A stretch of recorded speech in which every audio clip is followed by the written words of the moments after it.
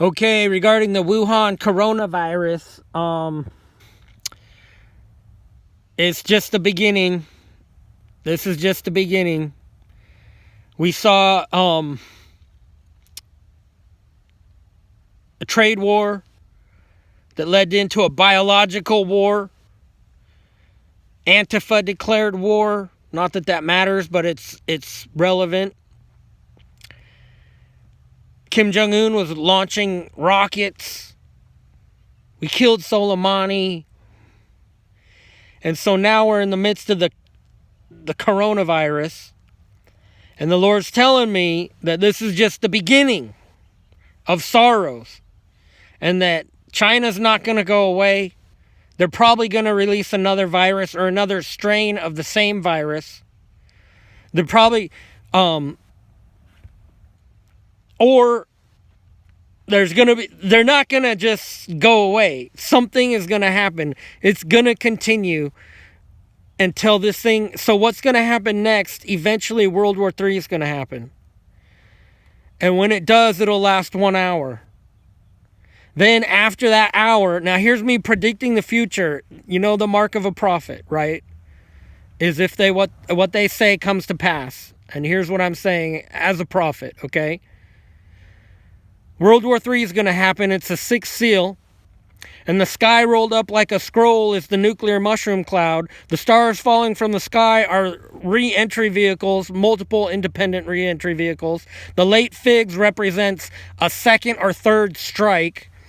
The earthquake in Revelation 6 verse 12 is a nuclear earthquake caused by nuclear compressions from the bombs. And it'll be a worldwide earthquake.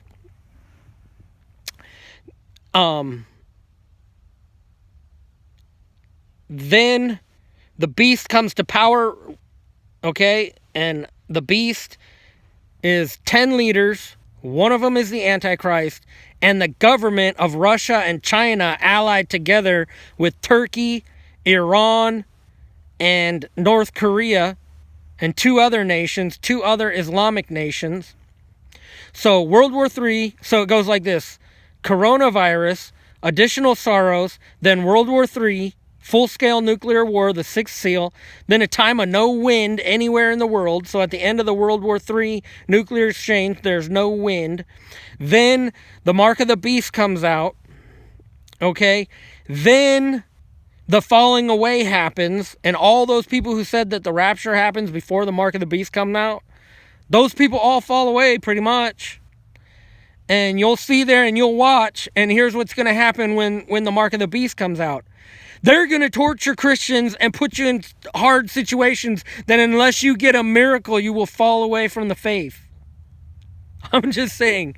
It's also going to be a time of miracles, signs, and wonders, and the power of God for those who've been obedient. But those who are false teachers, liars, or have turned away to follow after money or the things of this world, or unwilling to lay down their life for the Lord, perfect love casts out fear. If you have any fear, it means you don't have perfect love for the Father. When you have perfect love for God, you will have no fear. They love not their lives so much as to shrink from death. You'll be ready to be a martyr. You'll be ready to die for your faith. And you'll be in love with God no matter what. And once you're in love with God, you're like, come what may. If I get coronavirus and get sick and die, great. If I get sick, then I just suffer, and I'm going to praise God in the midst of suffering in order to attain to a greater resurrection. So when the mark of the beast comes out, all the pre-tribulation rapture people are going to be running around going, I thought the rapture was already supposed to happen. I won't serve the God who would do this to us. Meanwhile, the people who know their God and have been obedient to God will be thanking Him for the opportunity to attain to a greater resurrection and to receive a martyr's crown.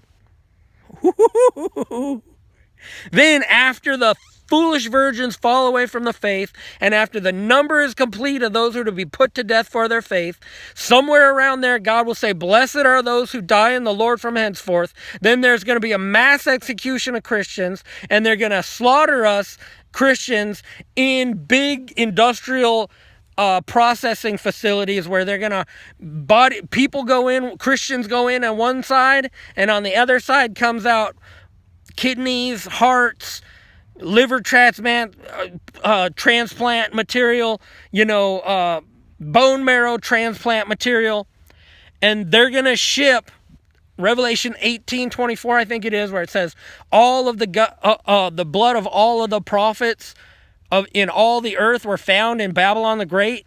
That's going to happen when Christians are arrested for not taking the mark of the beast in other countries, and they're going to ship them here to the United States where they have a facility. The facility is set up to harvest the organs. And so literally it's going to happen where everybody who's captured by the beast, the government of the beast, is going to be shipped to a processing plant, whichever the nearest processing facility is. And they're going to be here in the United States because that's where all the Christians are.